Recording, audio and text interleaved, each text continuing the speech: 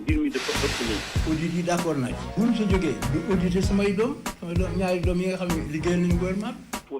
télévision Futurs Médias mbokk yi ñu ngi leen di nuyu ñu ngi dellu si at yéen ci seen émission Faram Facce gannaaw bi ñu leen baal wax di leen baalax ci Korité gi nga xam ne génne nañ ko dellu si ak yéen ci émission Faram Facce bi ñuy amal àllarba bu jot ci waxtu bi ñu am ci mbégte bu mag nag dellu si ci ak yéen muy émission boo xam li ko tax a jóg toujours ñu fàttali ko muy waxtaanee Faram Facce actualité politique gu réew mi loolu nag bu ñu koy def xam ngeen ni dañuy tànn ay nit yoo xam ni tànn sa xalaat nañu ne seen xalaat dinañu mën a gindi ci actualité boobu loolu moom moo waral ñuy amal émission Faram Facce ak suñu ay gan ci waxtu bi bu nekk émission bu nekk en direct itam ñu leen di gërëm bu baax ci ànd bi ngeen ànd ak programme télévision Futurs Médias tey nag li ko yëkkati xam ngeen ni actualité gën a mag li xew ci fële nga xam ni moom mooy ci point de presse bi procureur de la République woote woon li ko sabab nag ku ne xam na li ko sabab donte moom am na nu mu ko waxee waaye ku ne xam na ni am na reportage bu génnoon ci BBC ñu wax ni lu toll ci 10 milliards de dollars luubu na ci li nga xam ni moom mooy maanaam or li nga xam ni moom mooy pétrole ak gaz bu Sénégal loolu ñu tudd ci rakku président de la République muy Aliou Sall loolu da ngeen coow yi nga xam ni itam am na ci am ñu génn ci kujje politique gi def point de presse wax xalaat bi nga xam ne am nañ ko ci ak lépp li nga xam ne daal am nañ ko ci ay firnde loolu nag tax na ba kii di procureur de la République ci génn bu mu génn tey wax ci lu bëri tey loolu moom moo sabab émission bii nga xam ni fas yéene nañ ko ànd ak yéen ci ànd bi dinañ ci ànd ak doyen Mody Niang xam ngeen ko moom jàngalekat la waaye itam analyste politique la ñu am mbégte ci recevoir ko tey ci plateau Faram Facce maa ngi lay nuyu doyen Mody. Pape maa ngi lay fay dégg nga moom di nuyu sama xarit Yérim Seck ak say téléspectateurs yëpp. jërëjëf ñu ànd ci ak Cheikh Yérim Seck moom itam taskatu xibaar la ku ñu ràññee la ci xalaatam ci doxalinu réew mi maa ngi lay nuyu Cheikh. maa ngi lay fay di nuyu doyen Mody Niang nga xam ni vraiment damay am satisfaction chaque jour di ko lire. ci li muy bind ci wàllu Sénégal. di nuyu ñi ñuy déglu di leen baalu àq. et puis di xaar waxtaan bi. jërëjëf Cheikh doyen ni ma ko waxee xam nga tey procureur def na jano bu muy seq ak taskatu xibaar yi. loolu sax li muy am mën nañ ko wàññi wax dëgg yàlla ci ay baaraam. maanaam dinay am. waaye li muy am tam bariwul li nga xam noonu lañ koy gisee ci yenn réew yi. mu nekk itam génn boo xam ni ci forme bi. bala ñuy dugg ci li nga xam ni moom la yëkkati waxtaan. ci forme bi ban gis-gis nga ci am. waaw d'abord génn bi moom dañ koy rafetlu parce que du bari li muy am dégg naa ko mooy procureur de la République am na sañ-sañ def liggéeyam déglu naa ko ci tubaab déglu naa ko ci wolof waaye man en tant que citoyen am na lu ma gis bu ma am ci déclaration bi am na yoo xam ne yi du ma ne rafetlu ma ko waaye nag wax dëgg yàlla jubóowuma ci ak ñoom moom lool waaw ndax bu fekkee ci forme bi ci li tax mu woote. li tax mu woote. loolu lu ñëpp xaar la. bon c'est vrai que mënoon na ko def balaa bii. xaaral nañ ko ci yeneen. am na yeneen yu fi xew yoo xam ni dëgg-dëgg laajoon na. procureur de la République mën a autosaisir wala bokk gouvernement kii ñu jox ko ndigal mu ouvrir ci information judiciaire. mais lii moom dafa ne kët la ne jonn di loo xam ne lii lu rëy la. loo xam ni. nit ñi dañ koy bëgg yemale ci ay opposition gouvernement mais lii aw loo xam ni xeet wépp la war a kii moo tax bu defee conférence de presse di wax ci loolu bon ni mu ko waxee c'est le procureur de la République def na ko en français def na ko en wolof am na ci pour li ñu naan illustrer am na lu mu seppi maanaam benn dossier OFNAC boo xam ne da koo jël def ko muy firndeel yi muy wax. loolu bon et puis am na lu mu wax nee na sénégalais bu bëgg mën ngaa dem DIC wala service kii bu gendarmerie. waaw section de recherche def fa témoignage. loolu it lu bees la. nit ñi quand même kooku mënuma lu rafetlu ko. bon ku bëgg nga dem def ca témoignage loolu lu bees la. dëgg-dëgg loolu moom mënees na ko rafetlu. d'accord jërëjëf doyen Mody Niang. Cheikh ci forme bi nan nga gisee génn bi nga xam ni procureur génn na ko. waaw forme bi de toute façon génn bi mënu woon bañ a ñàkk. ndax nag coow li toll na foo xam ni. observateur yu bari interpellé ko. il fallait mu génn c'est normal et puis démocratie yi am doole yëpp nag bu coow yu mel ni amee wala événement bu am solo bu rëy bu amee ci réew mi te yoon war cee am yoon procureur day génn wax loolu comme li ko doyen bi waxee mënuñu lu rafetlu ko seulement rek man am na lu ma ci jaaxal tuuti quoi waaw parce que de Alioune Sall mu dal ci kudd jóge ci dem Fallou Sène dem ci kii loolu daal moo ma ci xaw a jaaxal dafa mel ni procureur dafa bëggoon justifier daal ni rek Aliou Sall tax koo wax daal te jaru ko woon parce que affaire Aliou Sall bi je crois que toll na loo xam ni rek jarul na mu wax donc boole ci laaxaali ci loo xam ni mënoon naa ñàkk wala bokk c'est pas le contexte en tout cas de actualité bi loolu mën nañoo ñun ci xalaat ci xeltu ci faram-fàcce mën nañoo xeltu laaj lan moo tax mu def loolu d'accord ak lu mu ci jublu d'accord waaw doyen Mody Niang dugg nañ sax ci waxtaan bi da nga ni rafetlu nga li nga xam ni moom la procureur wax ni ku am looy wax demal nga wax ko ci DIC wala nga wax ko ci section de recherche ndax loolu mënul indi pëccëxoo te pëccëxoo bu amee rek dëgg mën naa réer dëgg mën naa réer mën naa ne am na sama benn xarit bu ma seeti sànq mu ne ma mais loolu procureur wax mais day man nee na daal dafa wax fa jaaxal parce que nee na nit ñi mën nañoo ñëpp daw dem ku ne bëgg est-ce que ñoom d'ailleurs mën nañoo entendre ñi nga xam ni ëllëg si mën nañoo def pour def seen témoignage loolu kii na ko ça dépend bu fekkente ni c'est-à-dire dugg ci bopp procureur jafe na lu mu ko duggee xaw ma ko waaye du yomb a gérer parce que loolu ku bëgg a ñëw def témoignage rek man suma bopp dafa xaw a mel ni dafa am lu may jëñ pour ma defi témoignage parce que am na lu bëree bëri lu ma ko wax mais dama ni bu ma demee damay def témoignage nan lay koy kii et cetera et cetera c'est-à-dire que lu jafee gérer la war a doon bu fekkente ni bii nit ñu bëri par exemple fàq nañu bëgg a dem témoignage loolu dina jafe mënoon na cee bañ a jaar procureur de la république mënoon naa bañ a jaar ci loolu mënoon naa gën a gàttal yoon bi bu wér a wér parce que lii mbir mu mbir mu jafe la mënoon na ko gën a gàttal yemale ko fa mu ko war a yemale moom mi ubbi loolu moo xam lu mu ko duggee mais nag mën naa dem ba muy doon lu jafe gérer ensuite est-ce que témoignage yi nit ñuy def nuñ koy jëriñoo loolu it am na mënees na ko kii d'accord Cheikh même question bi laa lay laaj mooy li nga xam ne moom la procureur woo ñu bëri ci askan wi notamment ñi nga xam ne ñoom ñooy ñi nga xam ne ñoom ñoo jóg def ci ay sorties tudd am na sax ñoo xam tudd nañu leen ci ndax loolu mënul indi pëccëxoo boo xam ne mën na réeral dëgg gi waaw en tout cas appel à témoin bi moom loolu moom woote nit ñeen ñu wax loolu moom mën naa guddal yëf mën naa guddal yëf ci guddin wu jéggi dayoo parce que Sénégal ñi ma gis ñuy wax ci dossier bi yëpp ak ñi mu intéressé ñëpp bu ñëpp bëggee dem témoigner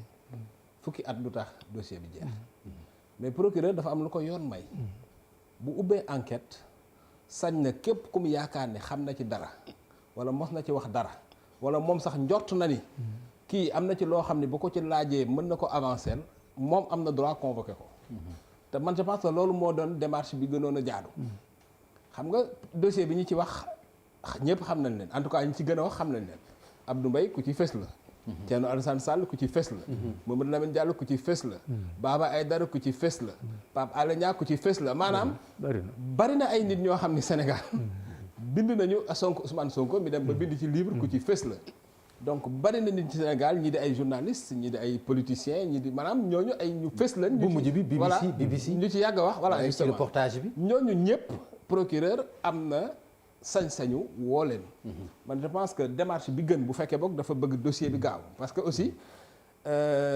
boo nee ñëw leen témoigner rek ci réew mu mel ni Sénégal yaakaar naa ni yëf yi mën na demee noo xam ni moom ci boppam sax dootul mën a contrôler yëf yi ëppi loxo alors que ñi ci xam bari nañu ñi ci wax bari nañu ñooñu ñëpp mën na leen a woo interroger leen def enquête am et puis wax li nga xam ni mooy yoon ci dossier kon bu ma comprendre enquête bi day dugg ci instruction on est obligé dossier bi mënu ko bañ a instruire d'accord parce que instruction mooy information rek de toute façon enquête moom mooy instruction mooy information mooy dara xew ngay wooy ay nit et puis boole ay documents ay kayit parce que nag dossier bi aussi je vois que dossier bi sax c'est documenté parce que tey boo woon waa BBC rek laaj leen kayit yi ñor rek déjà départ la yaa ngi dégg maa ngi gis aussi waa CRD bi ñuy wax it ñu ngi yor ay dossier ku mel ni Abdou Mbaye taxaw na nee na man maa ngi xaar procureur woo ma dinaa sawar lool pour wuy te ancien premier ministre la te ba af yëf yi di xaw ma nga ca biir d'accord xëy na peut-être mi ngi ak ay kayit donc man daal je pense que am na nit ñoo xam ni bu ñu leen woowee rapidement interroger leen documents yi nga xam ni moo génn ci presse bi ñu boole leen documents yi nga parce que BBC tey journaliste ba ko def it dañ ko war a woo interroger ko moom it documents yi mu yor it dañ koo soxla parce que documents yooyu wax ju bari am na ci ñii naan faux la ñii naan du faux xam naa loolu dinañ jëm ba dugg ci waxtaan bi mais loolu aussi lu ñu war a waxtaane la parce que wane document rek nii kenn xamul ban document la yooyu aussi il faut procureur leeral ko donc man je pense que daal voilà léegi doyen Mody gën a gaaw waaw ñu fàttali ni yow itam OFNAC jotoon nga fa nekk donte xëy na yàgguloo fa trop mais bokkoon nga ci ñi nga xam ni ci eeru Nafi Ngom ña nga fa nekkoon procureur am na kàddu yoo xam ne yëkkati na ko jëmale ko ci corps de contrôle bu mel ni OFNAC mu mel ni seen liggéey dafa baaxul parce que ku dégg li nga xam ni wax na ko ci rapport COUD bi mooy ni ñu defee rapport bi baaxul ndax contradiction bi respecté wuñu ko ci concerné bi loolu ndax am nga ci xalaat waaw mën naa ci am xalaat bon comme ancien de l'OFNAC dafa maa topp foo dem ñu ne OFNAC nga nekkoon waaye on oublie quand même ma qualité de citoyen li mu njëkk a wax dafa ne jot na OFNAC fukki rapport ak juróom-ñaar depuis 2016 léegi mu mat ñeenti at mu rocc ci benn rek muy dossier COUD ne ci ni mu ko wax dama ko woyefal da ko wax waa ñàkkal fayda jël na ñaari élément rek benn bi sur 132 millions benn bi sur 82 millions et ensuite mu ne respecté wuñu droit kii maanaam rapport contradictoire c'est-à-dire bi ñu defee rapport par dañ ko war a jox le mis en cause mu tontu doxal leen ko et cetera ñu xaw dox rapport définitif d'abord li may préciser OFNAC du déposer rapport auprès du procureur de la République mais des dossiers le rapport d'activité de l'OFNAC est établi chaque année présenté au président de la République puis rendu public loolooy rapport d'activité mais li ñu def mooy dossier day am ñoo xam ne dañuy saisir OFNAC naan fi may liggéey de nangam am na fa nangam am na fa nangam am na fa nangam ay njombe boo ko defee OFNAC day seet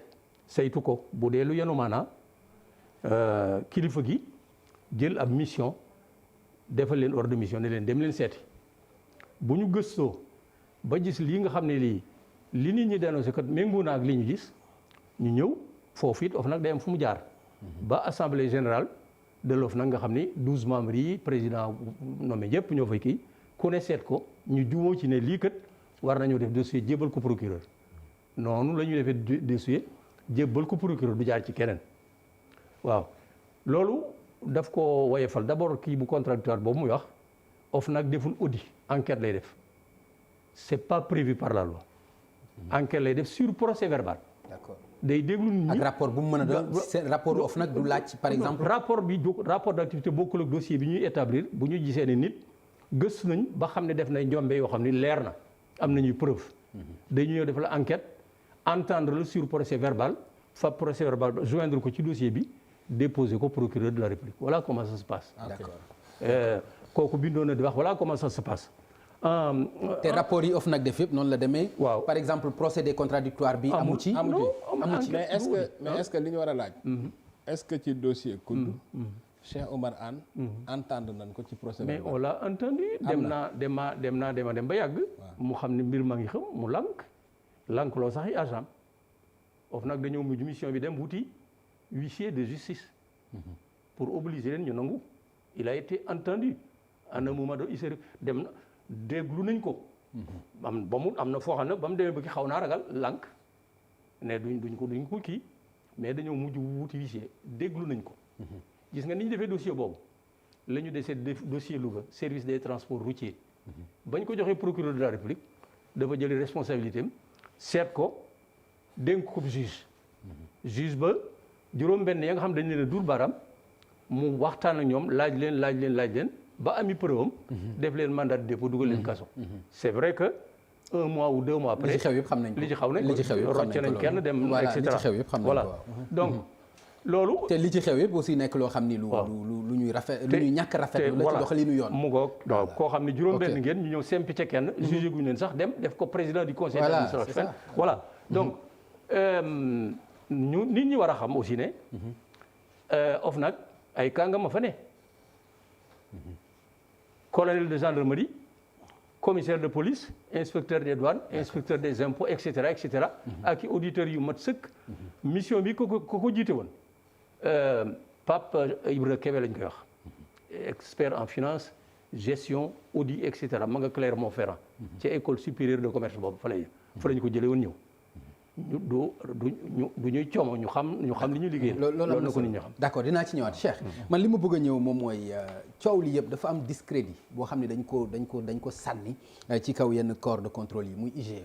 par exemple soo xoolee rapport bu mel ni bi ñuy coow nii ñu ne président de la République moo ko demandé ñu def ko ñu ne gisu ko après 7 ans ñu ne gisu ko xam ñu ñëwaat ci OFNAC ñu ne ni ñu defee seen ki baaxul c'est-à-dire li nga xam ne coow li jur na ko est-ce que amul lu mu mën a indi rëq-rëq ci corps de contrôle yooyu ci seen respectabilité. corps de contrôle yi Pape bu ñu waxantee dëgg rek. nañ ma baal mais seen respectabilité perte nañ ko bu yàgg. ñu waxante dëgg rek quoi. Cour des comptes kañ la gëj def rapport bu nit ñi gis kenn xamul kañ la. rapport IGE yëpp daanaka amul benn finalité. maanaam rapport IGE yi en dehors de régler quelques problèmes politiques amul depuis Ablaye Wade la loolu. parce que xoolal rapport IGE yi Abdoulaye Wade jot yëpp rek na ni ci problème ak ay Idrissa Seck ak ñenn ñoo xam ni peut-être benn moment neexuñu kook yooyu tu comprends nguur gi aussi bi mu ñëwee rapport yëpp mi ngi ci tiroir yi tu comprends peut-être rapport Khalifa Sall lañ ci gis jeex na y a rien d'autre donc pour dire que corps de contrôle yi fi mu toll nii mën naa jàpp ni dañ leen di fay suñu xaalis waaye jaruñu ci dara réew bi bon Nafi Ngom Keïta man mënuma d'accord ak style am parce que aussi mënoo nekk di contrôler boole kook di wax mel ni journaliste chaque jour yaa ngi ci presse bi yaa ngi conférence de presse n'importe quoi c'est vrai mais au moins joxoon na contenu OFNAC mais aussi yëf yi mënuñu laa nekk à un certain niveau di enquête yu sensible di wax rek nag aussi ça c'était un problème mais ki fi nekk nii moom dafa dóorul fayiwul kon kële ko tànn non je veux dire deful dara quoi c'est-à-dire depuis bi Nafi Ngom Keïta demee dafa mel ni mooy Seynabou Ndiaye Diakhaté existé tout d'accord ok alors que kële même bu fekkee ni wax ji bari na tapage bi bari na au moins joxoon na ko contenu donc bref grosso modo man je pense une chose Sénégal leen rek moo mën a régler problème yi il faut ñu couper le cordon politique entre rapport de contrôle yi ak pouvoir bi mooy lan bu ñu waxoon ci loi yi nii tous les corps de contrôle rapport bu ñu jot dafa war a dem directement ci procureur te procureur bu jotee rapport bi dafa am obligation instruire ko gis nga loolu il suffit ñu waxoon ko ci loi yi nga xam ne EGE bu ñu paree ba pare dañuy yóbbu ci procureur OFNAC bu ñu paree ci contrôle ñu yóbbu ci procureur ba pare loi bi daf ni corps de contrôle yooyu lépp lu ñu def force par la force doole mbaam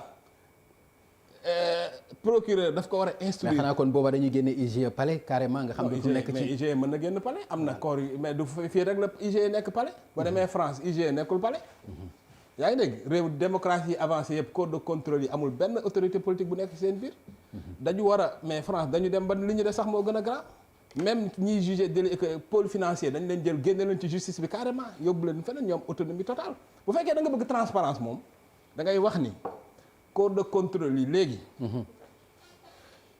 c'est vrai président mën na leen saisir keneen mën na leen saisir keneen mën na leen missionner mais société civile aussi mën na leen missionner un citoyen bu gis ay preuves jox leen ko aussi mën na leen missionner bu ñu liggéeyee ba pare nag dañ ko war a jébbal procureur te buñ ko jébbalee procureur par force procureur daf ci war a liggéey gis nga Pape tant que defuñu loolu xam nga nu muy demee ku fi mën a nekk président de la république dañ lay jox rapport yi ñi nga mere nga xoolal nga sukkandiku ci rapport yi dumale sa conco li ci def nga teg sa loxo voilà d'accord léegi doyen Mody ci discrédit bi nga xam ne gis nañ ko ci corps de contrôle yi dégg nga ni ko Cheikh gisee yow ban gis-gis nga ci am parce que li ñu dégg ci IGE ci rapport yi li ñu dégg léegi ci OFNAC ak le procureur de la République ak leneen li nga xam ne ñi ngi ko doon xaar ci yenn corps de contrôle yi te gisuñu ko waaw loolu bala maa ci yàgg lii kii wax nag moom daa jubóowuma ci ak moom li ma ci Nafi Ngom it da doon wax lu bari di defi conférence di wax ci enquête bi loolu moom amut Nafi Ngom déglul mais Nafi Ngom da doon conférence de presse rek ñaari baat ñett mu wax déglul mosul wax ji dafa bari mosul ne non mi ngi doon wax rek góor gi non waaw bàyyi ko may déglu rek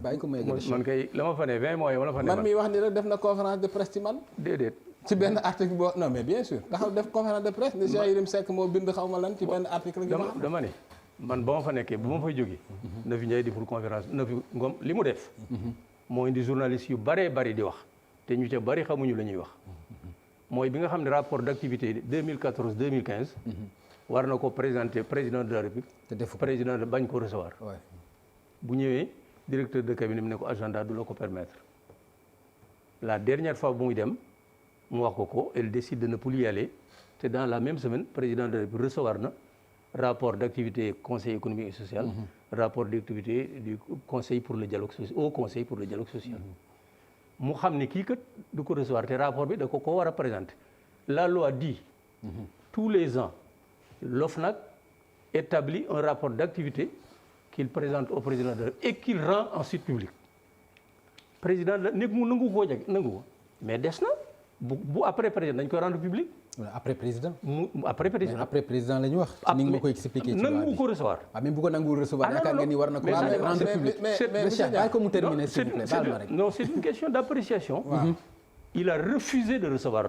parce que pourquoi parce que ses amis sont mis en cause. mais sànq yow wax nga ma ne nekkoo ci xelu procureur. mais yaa ngi bëgg a nekk ci xelu président de la République. waaw yaa ngi bëgg a nekk ci xelu. Cheikh baal ma rek ma terminer s'il vous plaît. nit ñi. maa ngi jël témoin ñi ñuy déglu. dem na fa ñetti yoon ñeenti yoon. loolu kay dégg nañ ko. waaw demuma ci xelu kenn. directeur ne ko président amul jot. agendaam dafa doyen est-ce que mën naa am lu ma la laaj. déglul ma la rek bàyyi ko rek mu terminer. président agendaam dafa chargé. ak sa temps dafa chargé.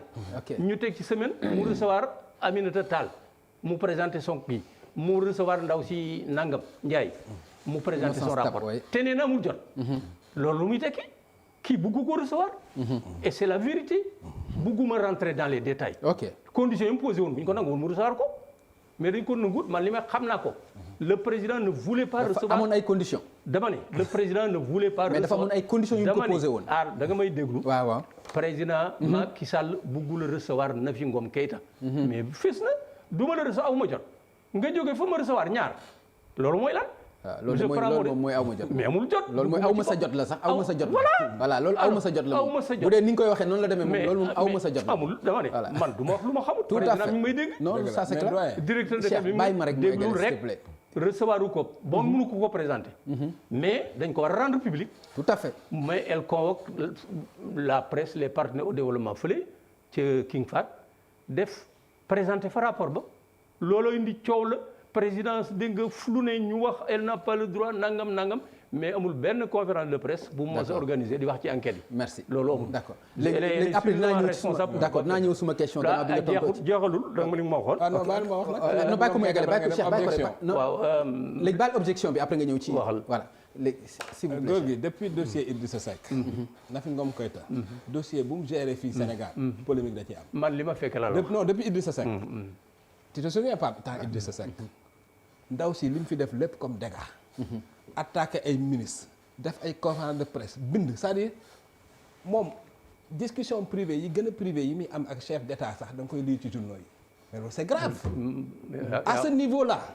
ak ndaw si yu sens bañ ko personnaliser man xaw ma man xoolal man mosuma ko gis sama yoon newul ci moom. d'accord benn yoon la mos a def conférence de presse man di ma attaqué sama yoon xaw ma ko sax. parce que neen dama bindoon benn article mais dama ne la. niveau sensibilité. ay dossier OFNAC. d'accord dafa non mais dama bañ ñu personnaliser ko trop. sensibilité nañ ko yem foofu rek. léegi bi niveau sensibilité ay dossier OFNAC. waaw nit ku mel ni dafa ngay Keïta mënu ko. d'accord léegi dalul ndaw dama ne ji nga Pam Ngañ. waaw man li may wax lu ma xam lay wax. ok dama ne. le temps que je suis resté avec Nafi Ngom Keïta. deful point de presse elle n'a organisé aucun point de presse pour parler. des enquêtes. Ça c'est faux.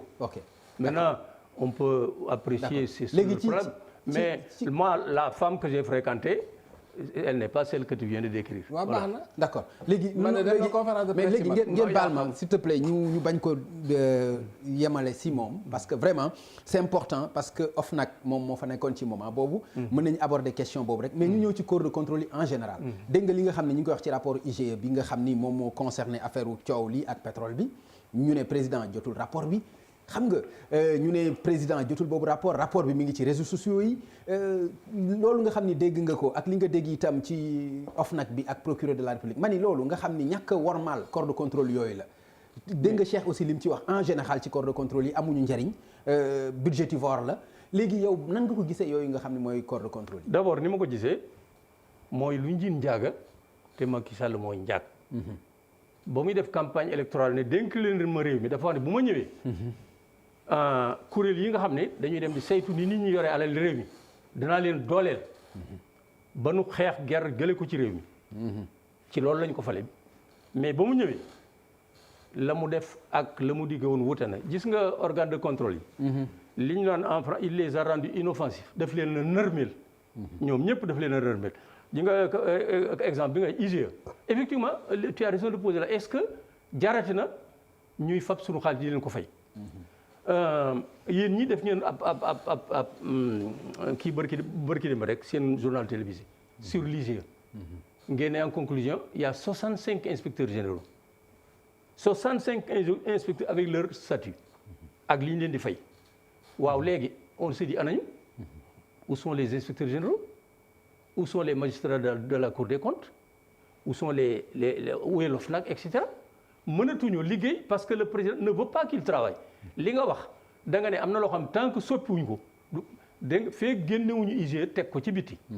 dégg nga maam bàyyi OFNAC muy def rapport am jox ko procureur de la République ñee di def di def seen émission damay seeti Papa Ngagne Ndiaye dem seeti ko bu ñu fa gisee ne que su dul noonu ñu saisir procureur de la République du doy parce que suñu procureur boo leen bàyyi rek dañuy def ba procureur bi ñu jox ko 17 dossiers mu toog 4 ans après tànn ca benn ne dafa am ay dysfonctionnement noonu rek la ñuy def il faut nga prévoir ci loi bi ne obligé leen bu leen OFNAC joxe wala IGE jox leen nangam dañ koy traité. loolu boomut loolu c'est pas la peine te loolu du am ak Macky Sall Macky Sall wan na nit ñi ne lu leer bugg ci dara. li ñuy wax léegi am na Sénégal dañu leen di teg Macky Sall yëgul. rapport IGE. waaye yow xam nañ nu IGE di fonctionner IGE c'est au cœur du président de la présidence que vérificateur général bureau ma ngi nii bureau présidence ngi président de la République mooy chef de l'inspection générale moo leen di jox mission ñu jóg dem wala ku mu cee jox ndigal directeur de cabinet bii 30 mai 2012. ca mission ba sax dañ ne 15 mai la woon ñu def ko 30 nit ñi war nañoo xam lu tax mu doon 15 mai ba yàgg 30 buñ ko joxee buñ la ko joxee nga dem commencer sa enquête li ñu xamul pratique bi lu mu doon au fur et à mesure que mission inspecteur bi def enquête am dañuy rendre compte président de la République.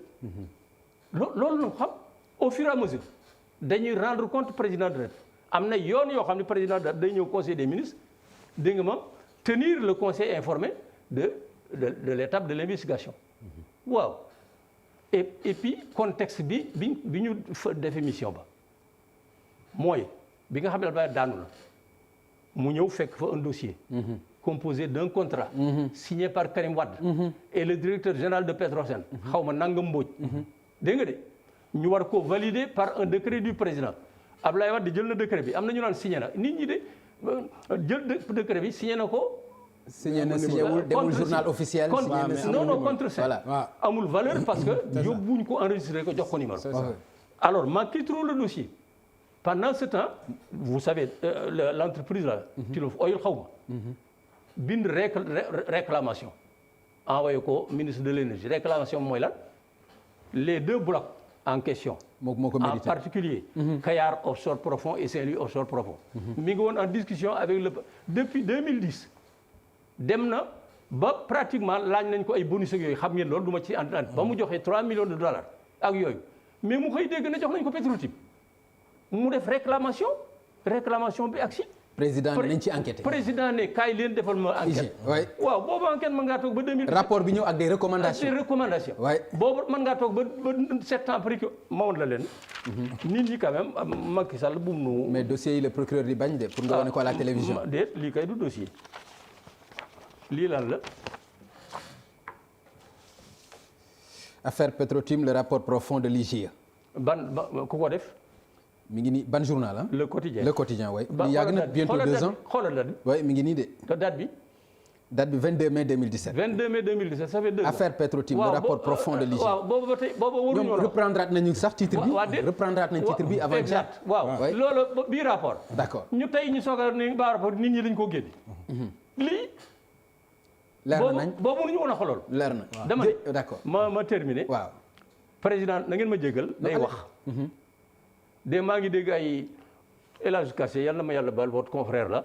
nee na même mission hors de mission bi c'est pas le président qui a signé ça. mais quand même de sa part c'est léger. C'est pas le président mais c'est le directeur de cabinet. Il dit le rapport n'existe pas en tout cas c'est extraordinaire ça. D'accord. Il faut prendre les Sénégalais au sérieux. Merci. Voilà. Alors Cheikh man fi ma bëgg a ñëw mooy ci IGE bi ci rapport bi président jot na ko jotu ko am nga loo ci mun wax bala may ñëw ci suma question. loolu du débat loolu du débat de pourquoi du débat. non président mënuñu non loolu on peut pas ça c'est même pas sérieux quoi. Ah non ñu ni président ñu ni directeur de cabinet signé na ordre de mission ñu def rapport sur une question aussi sensible. parce qu'on parle de Karim Wade. oui rapport Karim Wade ak Macky Sall ku ne xam na ko li ci xew yëpp xam nañ ko. on parle d'un dossier très sensible. IGE mën a liggéey ci peggu président rapport boobu te président gisu ko. non il faut être sérieux. je pense que ñi koy wax peut-être. ils font un excès de zèle mais Macky Sall wax la wu leen loolu. parce que loolu bu amee ça veut dire que on est même pas dans une république on est pire que dans une république bananière. léegi loolu moom ki koy wax day yokk mais li gën a graaw li gën a graaw est-ce que nekkul yëg na ko gis na recommandation yi et puis toppatoowul loolu mu signé contrat bi jox ko Petro-Tim est-ce que loolu kon gënul graaw ak les recommandations li ci nekk yëpp. te ñu expliqué li gën a graaw man tey laa la koy wax. c'est-à-dire que de bout en bout c'est-à-dire dans ce dossier là. depuis bi timis duggee fii ci Sénégal ba ñuy signer les décrets de Macky Sall lépp scandale la lépp scandale la. Ah bon? Oui, lépp scandale. C'est certain. D'abord, le 17 janvier, on était à quelques jours de l'élection. Le pouvoir d'Abdoulaye Wade signe un contrat ak Timis. loolu pour lan la dañuy waxante dëgg rek ak pétrole ñëpp xam xaalis ni mu mel ci pétrole gi yooyu. dans la même foulée Abdoulaye Wade ci boppam signé des décrets kenn numéroté ko lu tax mu doon signé décret yooyu est-ce que amul kum ko doon wan parce que am na lu ci laxasu woon wala dara il faut ñu interroger wu. loolu jeex Macky Sall ñëw commandité un rapport de l'IGE. rapport bi génnagul mu signé décret de validation je peux dire on peut d'après décret de validation. parce que décret boobu moom moo voilà. mais avant décret boobu mais Aly Ngouille Ndiaye a fait un rapport wax ni Petro-Asia maanaam kii bu rëy la boo xam ne ni vraiment Afrique Asie te bi ñu koy wax boobu Petro-Asia je me demande ba xam existé na parce que je veux dire bi ñuy wax naan Petro-Asia moo toj Asie ci pétrole. boobu je me demande ba xam existé na. ñu pare Abdoul Mbaye contresigné décret bi. en tant que premier ministre. pare ni yëgu ci dara. ne dañ ko nax. donc dans ce dossier là. góor gi de bout en bout. en tout cas man la waxoon naa ko dinaa ko waxaat bu fekkee ni noonu la ñuy gouverner réew mi sur les questions de sécurité parce que yii sax alal la quoi on peut dire que xaalis la mais li ëpp doole mooy sécurité nit ñi bu fekkee ni Sénégal noonu la ñuy gouverner au point de vue sécurité mais donc ñun ñëpp suñu bakkat mi ngi ci xott. je veux dire parce que lii pour man exemple la boo xam ni nit ñi dañ cee war a jàngee comment on est gouverné te boo gisee Pape dans le monde entier nit ñi respecté wuñu africains yi. Trump taxaw fële naan African countries are fucking countries. nit ñi fii les pays africains sont des pays de merde. ci ñun la parce que au ni mu la gisee li lay ëwale. moo tax cette affaire Petro-Tim là j'ai dit très tôt que il faut impérativement parce que affaire bi c'est pas une saisine simple. maanaam procureur daf cee war a def farlu def ci fulla def ci fayda xam nga lu tax. Pape non dama lay wax benn affaire. ok benn góor gu dëkk Mbar daf ne ma xaalis moo ëpp solo ci àdduna. c'est très important. au-delà de xaalis bi sax xaalis bi daf cee am solo mais intérêt réew mi. c'est très important dossier bi maanaam daf ko war a topp xool li ci nekk. évidemment lenn laa d'accordul bu ñu condamné kenn. te kenn jugé gul. wax naa ko ba tey aussi tey joxoñ nañ Aliou Sall. mais dañ koo tuumaal. nañu nangu ni. c'est pas parce que bokk naa defal naa. non c'est important Macky Sall day bàyyi te amul présomption d'innocence. d'accord nañ ko bàyyi. jox ko ay droit mu défendre. buñ ko condamné. mais est-ce que du woon cëram mu démissionné ci poste de responsabilité politique yi ak décret yi nga xam ni jël na ko. buñ ko condamné. non waxuma buñ ko condamné wul moment bii laa buñ ko condamné ni moom moo ko def. mais dama ni est-ce que nekkul woon cëram moom mu démissionné ci poste de responsabilité yi nga xam ni yor na ko. au moins pour mettre à l'aise son frère et puis mettre à l'aise aussi la justice pour yëf yi gën a mën a leer. loolu nag damay def analyse politique def analyse politicienne. ci loolu. analyse politique bi ma ciy def mooy tey li gënoon a yomb ci Aliou Sall mooy mu démissionner. analyse politicienne bi ma ciy def mooy. affaire bi dem na ba xeexu nguur la ak opposition.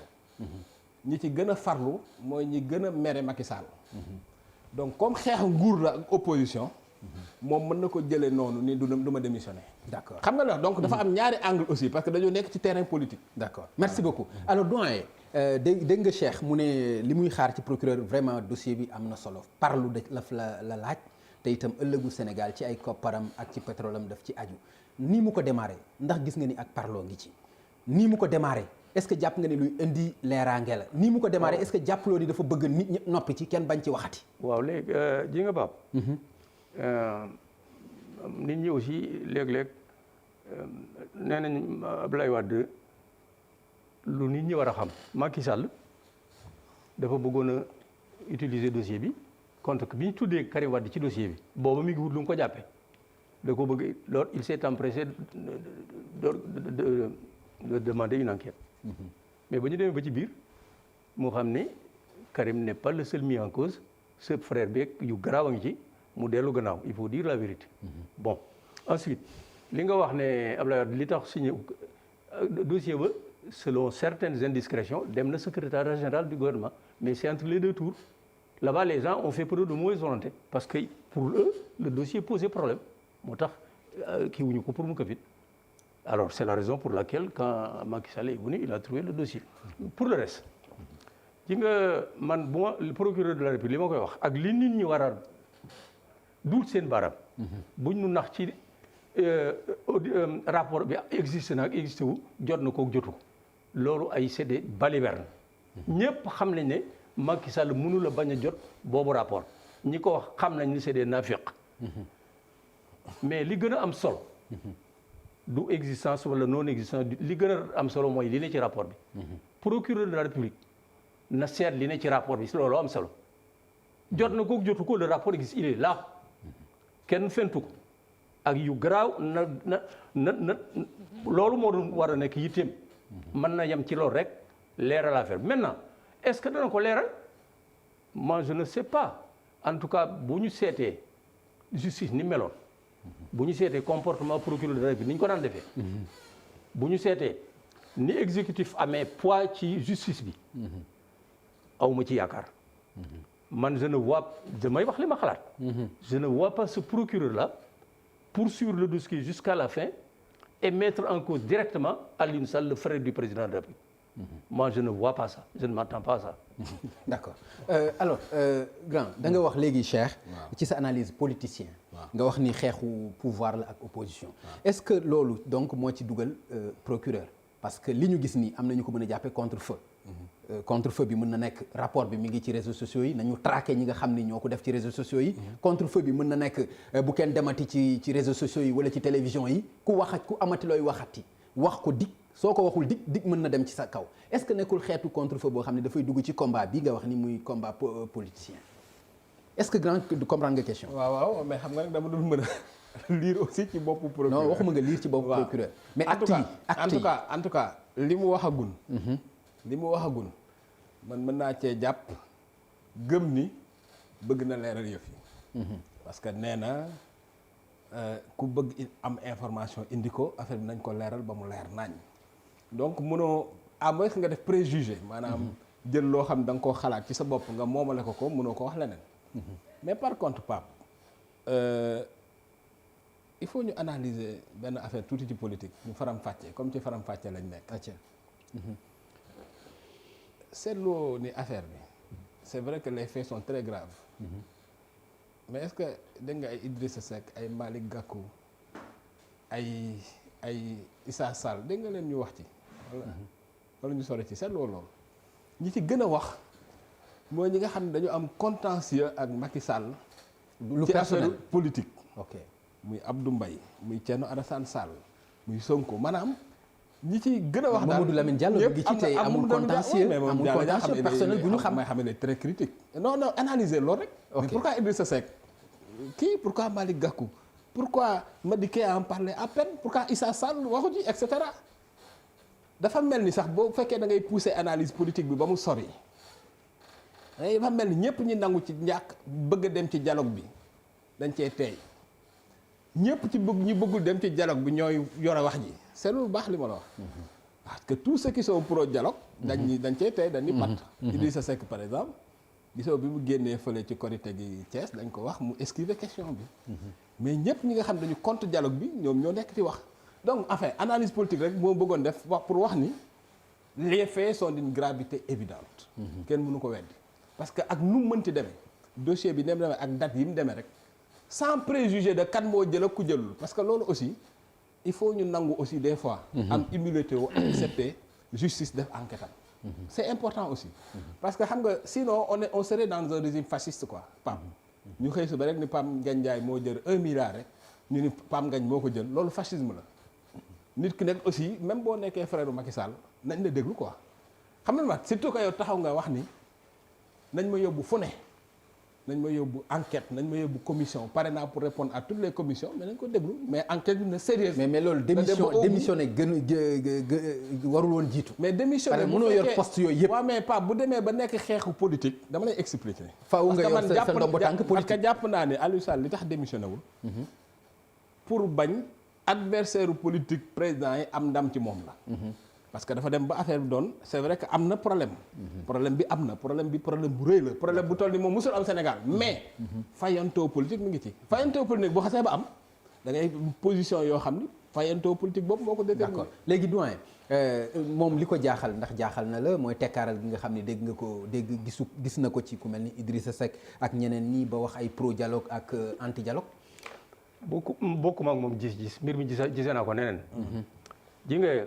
danoo de fekk réew moo xam ne mi noo ngi bokk ci ñaar fukki réew ak juróom yi gën a ndóol gën a bari bor yàlla def pétrole gaz feeñ fi am na ñu bari ñu ne ci quantité yu bëree bari bu ñu ko tàmbalee exploité jaarale ko ci yoon mën naa faj suñu soxla yu bëree bari tey jii nit ñi tiit nañ présomption d'innocence am na waaye tiitaange am na ne sunu koom-koom bii kat ni mu nar a demee dafa mel ni réew yi leen jiitu ay Nigéria ay Gabon ay nangam mën naa ne ay Samba booy nar nañ ko ak moo loolu nag du affaire opposition ak gouvernement man li ma gis c'est de la diversion du affaire gouvernement ak opposition lii xeet wépp la war a intéressé xeet wépp bu jaaree yoon ñëpp a ciy jëriñoo bu jaarul yoon ñëpp ay perte.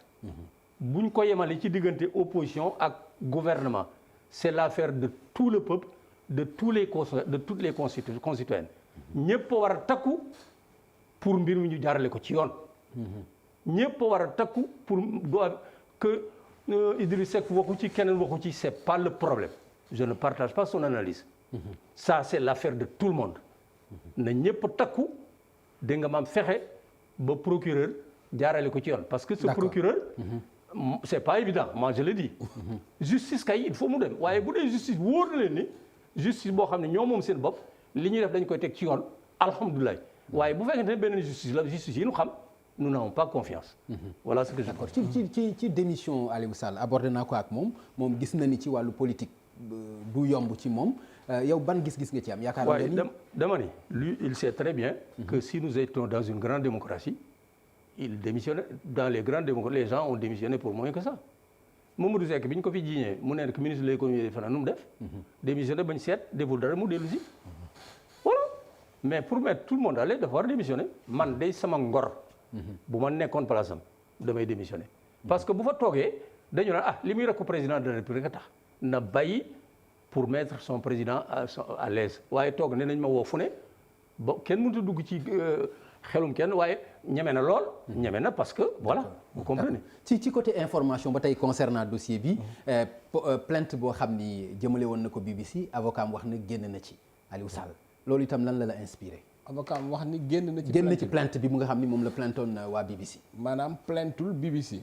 génn na ci waaw selon son avocat dans ce cas day plainte Sénégal je sais pas li ma dégg moom mooy BBC moom plaintatu ko pare na ci mais BBC c'est le cœur du problème ok mooy cœur wax ji c'est-à-dire que BBC moo xëy suba def enquête wax ji yëpp comme dit doyen enseignant c'est la contradiction principale BBC fa la wax ji jóge mais bu fekkee ne Aliou Sall plaintul BBC mais léegi moom ça veut dire quoi ça veut dire que dafa nangu li ñu wax wala lan parce que ñaari affaire rek moo mën a am nga nangu ni parce que bon je peux comprendre mu bañ a plainte BBC à l'étranger plainte ko Sénégal mais dañu koo taqal moom accusation yu grave ni dafa créer société ñu jaarale ci xaalis bu takku ni dafa def deal parce que ni ñu waxee affaire Frank Timis bi ak xaalis bi am ci BP sous-entendu bi mooy dafa deal ak Frank Timis pour ñoom ñu séddoo xaalis boobu pour man loolu accusation mënu ko gën a grave tu comprends je considère que premier argument de défense d'ailleurs bi mu defee conférence de presse am loolu la njëkk a annoncé. oui plainte contre daal BBC ni damay plainte contre BBC. oui donc su fekkee ni retiré na plainte am contre BBC loolu ça veut dire que procureur de la République alors amatul travail bu mag bu muy def. d'accord na convoqué journaliste BBC bi. d'accord parce que non parce que. léegi ma demandé Vieux Diouf bu fekkente ni mën na ma jotal. voilà laaj ko document yi mu soxla avocat Aliou Sall bu fekkee mën na ko jot. pour ñu mën ci am plus d'information. ñu jot ko Vieux bu fekkente ni mën nga am avocat Aliou Sall ci dossier bi. pour mu indil ñu ci ay leeral loolu dina am solo bu fekkente ni mënuñu koo am aussi ñu jàpp ni information boobu lu ñu jot la et que lu ñu jàpp ni itam lu leer la sëñ Mody ndax mën nga ñu wax aussi ban gis-gis nga am ci loolu nga xam dégg nañ ko muy génn boo xam génn na ko ci plainte bu mu doon plainte waa BBC gannaaw reportage bi ñu def ci moom kan moom Aliou Sall waaw xam nga man Pape je risque de te décevoir man Aliou Sall la muy def ça ne m'intéresse pas xam nga li am solo liñ ko jiiñ ko ñeneen lu garaaw a garaaw la et ça porte sur nos ressources nationales nañu ko leeral fa ñu koy leere mooy fee procureur de la République jot na ndigal pour leeral ko. waaw mais yow foofu sa xel dalu fa. waaw na nit ñi takku. waaw mais bu fa sama xel dalul sama xel dana daal ci plainte bu Aliou Sall man Aliou Sall ne retient pas mon attention teg nañu problème yu garaaw a garaaw. yoo xam dañ ko jël dugg baaraam du ci baaraam magam parce que lu ñiin njaagate mooy njaag ji nga man jàpp naa ni sama xalaat lay wax si nous étions dans une vraie démocratie avec un parlement indépendant une justice indépendante des citoyens conscients de leurs responsabilités Macky Sall mii mandat bi dana nekk en jeu l'affaire bi c'est très grave lu tax mais lu tax lii ñu wax nii contrat boo xam ne ba nga koy signé xam nga ni baaxul recommandation yi wax na la ni baaxul booba nee nañ Petro-Tim waru ci woon a dugg sax fekk na nga dem bi di ba koy bëgg a jox nit mu ñëw ñu te ji nga buy def demande kii am na lu mu ci wax da koy adressé ministre de l'énergie mu yónnee ko Petrosen dañ ko war a enregistrer il y a un registre d'enregistrement passé ko devant la commission d'évaluation évaluer ko négocier ak moom ba pare def seenu kii jox ko ministre de l'intérieur s'il remplit les conditions ñu joxe conditions yi wax na ko compétence technique compétence nangam nangam Asia boobu nga wax ñu ne filiale la woon ba ñu defee gisuñu fa Petro-Tim fenn te même kii booba tekkiwul dara mais te Petro-Tim sax moo ko jiitu ci ay at moom lañ njëkk a créé que Asia boobu même contrat bi ci 2 tours yi ñu bari ñi xam dañ ne Abdoulaye dafa dawaat moom doom ji parce que ce serait flagrant dana tey xel bu ñu ko defoon ci 2 tours moo tax ñu def ko 17 malheureusement bañ koy def Petro-Tim n'existait pas en tant que tel mais dafa garaaw waaw li Cheikh wax rek ni scandale la Macky Sall luy ndey mu jox Petro-Tim 2 blocs yooyu tout en sachant que moom waru ci woon a bokk sax luy ndey ba pare aussi loolu scandale la mais li gën a nekk scandale mooy bloc yooyu bañ leen ko joxee transaction yi ci am yëpp gën a nekk scandale ci ñoom ak BP ak Cosmos yooyu yëpp nekk aussi ay yeneen xeeti scandale yoo xam ne nekk na ci biir dama ci benn détail bu ndaw la tey damay liir ñu ne ma benn acte bi Aliou Sall créé sa société ak notaire ba association dénommée Petro-Tim Limited Sénégal nangam dont le siège est aux îles Caïmans Petro-Tim de Aliou Sall le siège est aux îles Caïmans d'après l'acte là luy ndey mu créé société bi yóbbu ko îles Caïmans ñëpp xam nañ îles Caïmans la mu doon mais loolu rek mar d'Italie ak yeneen léegi dafa am fu mu bëgg aussi ñu taxaw ci parce que dafay yomb ku mel ni Abdoul Mbaye au temps nekkoon premier ministre contre signer contrat boobu wëlbatigu wax ni dañ ma ci nax dama ci juum da nga yaakaar ni responsabilité am dafay yem foofu rek quoi. ah déedéet. ci dañ ma nax rek quand même. déedéet dañ ma nax moom kon coow li yëpp yaakaar nga ni itam dañ ma amu nax ci. moom kilifa du ko wax. kilifa du ko wax kilifa moom mënu tax ni dañ ma nax surtout foo xam ne dem nga ba poser sa signature dañ ma nax mais nag def na mea culpa aussi Abdou Mbaye def na mea culpa taxaw na carrément ni vraiment affaire boobu lu ko gêné la lu ko metti la parce que moom dafa jàpp ne Aly Ngouille Ndiaye daf ko nax te boobu bi affaire bi di am dafa fekk mu am rapport de confiance yu grave ak Macky Sall gis na ni Macky Sall bëggoon na mu signer décret bi Aly Ngouille Ndiaye def rapport boo xam ni moom amuloon temps vérifier ko ndax dafa bari woon dossier yu muy gérer rek yooyu def na mea culpa am daal mais moom bu aussi comme da cee bokk bu baree wax ci wax ji aussi dafay tey xel daal mais et puis je ne sais pas loolu yëpp aussi doyen ça nous renseigne ci gouvernance su réew mi aussi parce que nag aussi tu ne peux pas engager réew mi ci montant yu am solo yooyu nga nekk premier ministre du Sénégal taxaw naan dañ ma nax loolu aussi dafa ça veut dire que loolu ci da nga koy wax dans un autre pays occidental après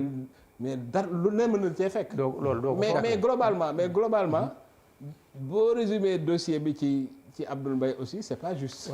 waaw parce que non résumé wuñ ko voilà ça part la ñuy dégager rek quand même part bi mu ci am la ñuy dégager dafa nekk au bout. c'est pourquoi d'ailleurs boo dégloo bu baax Abdoul Mbaye nga mën a distinguer politique dafa am lu muy wax di ko répéter.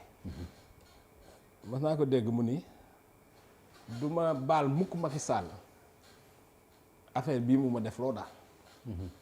tu comprends du ma baal mukk Macky Sall affaire bii mu ma def loo. ci affaire Petro-Tim bi lay wax waaw wax na ko bi Sonko di génne livre am. saa ju mu wax je ne pardonnerai jamais à Macky Sall de m'avoir embarqué dans ce dossier yu dem noonu. ça veut dire quoi ça veut dire que Macky Sall daf ko woo ne ko signer dossier bi les yeux fermés wala vraiment dañ ko piéger mais loo ci mën a dégg. boo ko mën a jëlee rek responsabilité Abdou Mbaye doo ko. c'est pourquoi d'ailleurs comme il était premier ministre aussi au moment des faits man li ma gêné un peu ci positionnement am. mooy li mu ciy wax quand même bari na. te bi affaire yi di am premier ministre moom ak Thierno Alassane Sall seen position ci affaire dafa garaaw xam nga lu tax. parce que ay dossiers la yoo xam ne nii seeni fonction taxoon nañu gérer ko. ci état dafa am lu ñuy woowee obligation de réserve maanaam dossier boo xam ne da nga ci impliqué wu woon. boo toogee après di ci wax dafa bizarre daal lu doy waar la. d'accord parce que taf rek nga dugg ci lu ñu naan déballage. bizarrerie boobu ndax gis nga ko ci ñoom seen taxawaay muy Abdoul Mbaye muy Thierno Alassane Sall doyen ak itam moom responsabilité bi nga xam ni ñàkk ko ci l'affaire Petro-Tim bi. waaw mais man je ne renvoie pas dos à dos Abdoul Mbaye ak Thierno Alassane Sall Abdoul Mbaye premier ministre Sénégal du dara. du dara on peut te faire. président mën naa signer les gens signent sans arrière-pensée premier ministre sénégalais du dara. kon le fait que ñu supprimer ko c'est bon. xalaat bu baax la pour yow. waaw ça dépend ci ni mu ko supprimer. def campagne électorale ba campagne électorale jox il n'a pas pipé mot de ça. ok d'accord ñëw il ne respecte pas les Sénégalais. tu me donnes la il ne respecte pas les Sénégalais. voilà et je continue. premier ministre du Sénégal moom tout le monde sait que c'est pas grand-chose. on peut lui faire signer voilà mais il n'est pas le problème. le problème c'est Macky Sall. Moi, je le dis encore. Il n'est pas le problème. Le problème, c'est le président de la République, que j'appelle le président politicien. Voilà. Tout, c'est lui. Blundin Diaga, te mooy Ndiak, bu nag c'est fii décret boobu mu signé moo indi lépp te il l'a signé en toute mais kii itam bu ko contre signé wutoon mais duñu egg si fii. non bu ko contre signé wuloon ñu daax ko indi keneen mu contre signé ko. waaw mais loolu moo gënoon. loolu moo gënoon. est-ce qu'il était conscient de ce qu'il loolu moo gënoon Thierno Alassane Sall bi mu demee ba d'accord ci total. d'accord dafa nag c'est important mon frère dafa d'accord dafa taxaw ni d'accord moo ñu dàq ko indi keneen mu signé ko. jubóo na ak yow waaw à la limite sax mu defoon ko ñu dàq ko indi keneen mu signé ko moo gën. absolument voilà mu d'accord parce que responsabilité aussi il faut mu am ci. il faut mu am ci dindi ma responsabilité am sax. dama ne mais sa responsabilité par rapport à vraiment c'est voilà c'est insignifiant. man daal ndeyu mbili gi mooy kooku signé contrat en connaissance de cause. xam ni ki nga koy signal waru fi woon a taxaw amul benn kii remplirul benn condition bu code pétrolier wax aucune des conditions donc voilà. du référence du finance dara du référence du finance dara. mais nag Pape aussi. am na loo xam ne je pense que war nañ ko relever ci relation Abdoul Mbaye ak Macky Sall. te pour man loolu c'est très important. Abdoul Mbaye bi mu quitté primature. dafa dem ba am impression que dañ ko brutaliser de trop surtout ak affaire problème soxnaam ak jabaram jabar ji jugement bi il n'était plus à l'aise. voilà ak service secret yi dem bay sàcc ay documents am këram yooyu aussi dafa xaw a ëpp xam nga ma nit dina des fois di nga ko def loo xam ne dafay dem ba sës aussi xëy na peut-être ni muy fayoo ëpp na wala waruloon fayoo nii mais en tout cas daal moom it bi mu jógee ci nguur gi am na ay coups yu mu jël parce que aussi booy analyser da ngay wax lépp daal non non c'est voilà sûr ça. Il n'a pas été accepté Voilà, par les. d'accord léegi Cheikh fi ma bëgg ñu ñëw fii itam mu nekk lu am solo parce que dégg nga procureur ci waxam daanaka posé nañ ko question bi à plusieurs reprises sax mu concernant rapport IGE bi nekk ci réseaux sociaux yi mu joxe article bi nga xam ni condamné na ko te itam instruire na ci enquête dik loolu lan nga jàpp ni loolu la mën a jur ci rapport boobu nekk ci réseau yi Pape amul benn démocratie ci àdduna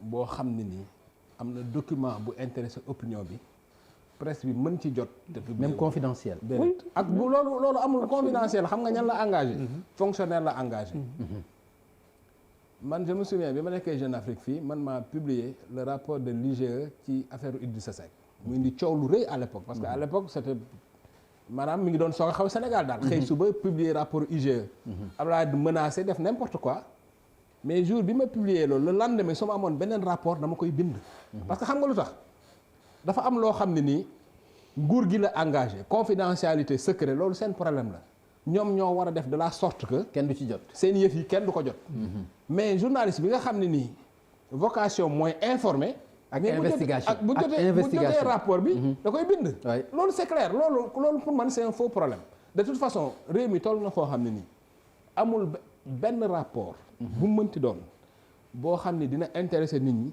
boo xam ni dañ ko mën a denc te nit ñi duñ ko gis loolu mënta nekk xam lu tax parce que le pouvoir encore une fois il est éclaté rapport bi loxo yi muy jaar dafa bari loxo yi muy jaar am na ci ñoo xam ne dañuy am intérêt mu génn parce que c'est pas fonctionnaire nga rek parce que fonctionnaire que nguur nga ànd loolu moo tax démocratie doon système bu complexe tey am na ñoo xam ne mën nañ nekk sax IGE fekk ni ñuy doxalee nguur gi neexu leen journaliste yëpp xam nañ ko nit mën na am casquette bu ne woo la guddi ngeen dem fu sori mu jël information teg sa loxo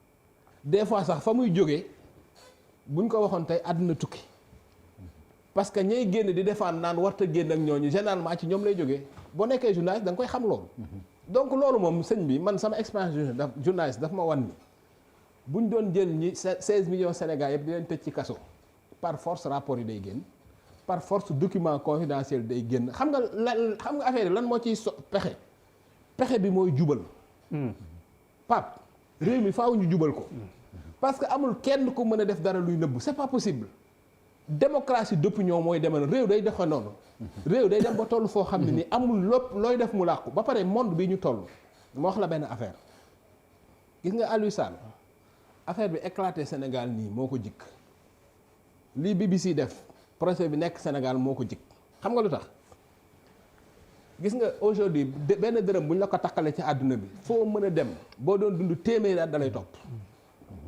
Frank Timis gis nga bi mu signé Cosmos ñu jox ko xaalis boobu bi mu duggee ci comptam boobu la service secret àdduna bi yëpp commencé teg seen bët parce que àdduna noonu lay doxee faaw dañ ko coller motif pour jël xaalis boobu wala boog jël seen wàll donc képp ku ci bokk képp ku ko jege sax parce que Timis aussi c'est un gars boo xam ni c'est extraordinaire koo xam ni da nga jaay drogue ba sa réew ba nga dëkk mënoo faa dem kooku man c'est extraordinaire je me demande sax suñu autorité ni ñuy mën a def ba mën a toog ak moom vraiment parce que Timis vraiment en termes de drogue de criminalité internationale non criminalité internationale drogue ak yooyu dafa doy war daal donc ku mel noonu mais amul benn opération muy def ci àdduna bi te duñ ko topp parce que foofu la àdduna bi toll amul fenn foo mën a denc benn dërëm te duñ ko xam amul benn deal boo mën a def te duñ ko topp tey moment bi nga xam ne ni da nga doon nekk homme politique Afrique wala Europe wala feneen am ay milliards mu nekk fenn am jàmm